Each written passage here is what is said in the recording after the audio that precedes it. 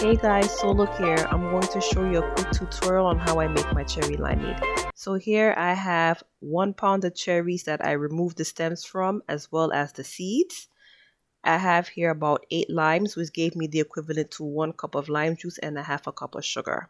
Make sure you wash your cherries too before you boil them. So I have here in the pot on medium heat, I have my cherries that I'm putting in, followed by my 3 cups of water.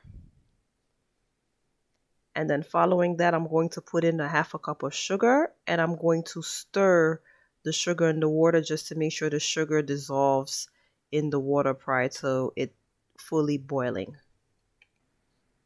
So then you want to give it a stir just to make sure everything is mixed up in the bunch together, and I'm going to boil it for maybe about 20 to 30 minutes. And what I'm doing here with the purpose of boiling is I'm trying to get that rich color.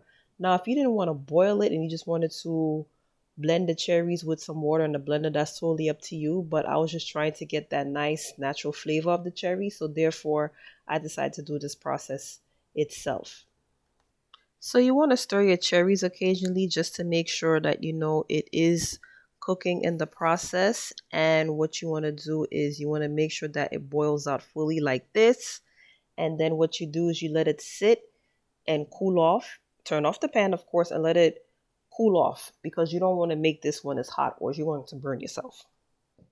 So afterwards, I began to squeeze my limes, and what I did was that I got my food scale and I wanted to make sure that I had exactly 1 cup of lime juice, which I was successful with the squeezing of the 8 limes.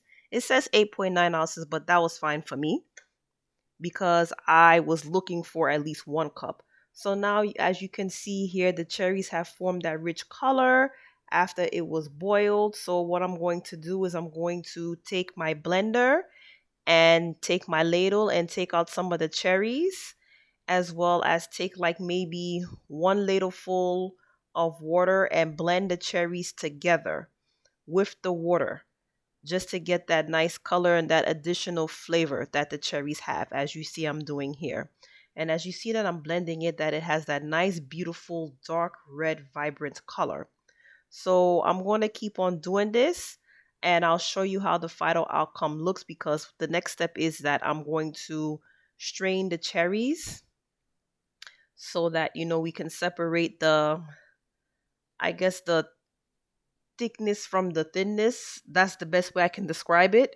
If you know what I mean, you can just post it down in the comments below. But I'm just straining it just to make sure that I get all the juice out of the pulverized cherry mix. And also too, when you have that extra mix left, you can like freeze that and use it at a later time, like as part of like an icy or something, or slushy or whatever it is that you like. As you can see here, you don't want to waste that. That's good cherries right there.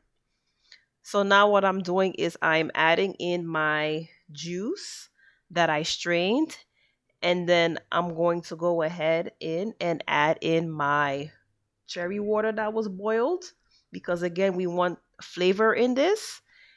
And then I'm going to go ahead in and add in my lime juice, and I'm going to give it a stir just to make sure that all the flavors are combined.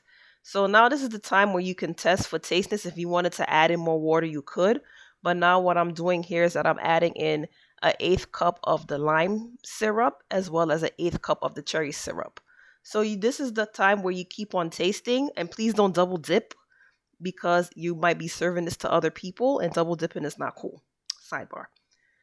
So you just want to make sure that every flavor and everything tastes fine. And also too, if it is, fine, keep on moving. And if not, you can add in more water. So here, in my case, I added in another cup of water because I just wanted to make sure that I had enough cherry juice to go around. And then finally, I ended up tasting it one more time and I thought it came out amazing. So now that I'm done with the cherry juice, and you can serve it as is, put some ice in it, garnish it with some limes and cherries or whatever flavor that you like. And also if it's an adult party, you can add a shot of rum. So try this out, guys. This is a nice cocktail for the summer. Let me know what you think. Subscribe to my channel and hit the like button. And thank you for watching.